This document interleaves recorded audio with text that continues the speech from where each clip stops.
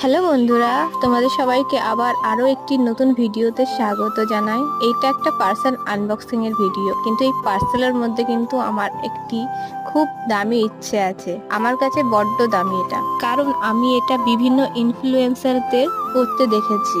আমার খুব ইচ্ছে ছিল যেটা আমি একদিন না একদিন কিনবো। এটা হলো একটা ইয়াররিং। আমি ইয়াররিংস পরতে বড্ড ভালোবাসি, কারণ আমার ইয়াররিংস এর প্রচুর কালেকশন আছে। যদি তোমরা কেউ দেখতে চাও অবশ্যই কমেন্ট করে জানিও, আমি ইয়াররিংস এর কালেকশন নিয়েও একটা ভিডিও আনবো। তবে কি বলতো, এটা আমার একটা সত্যিই বড় স্বপ্ন।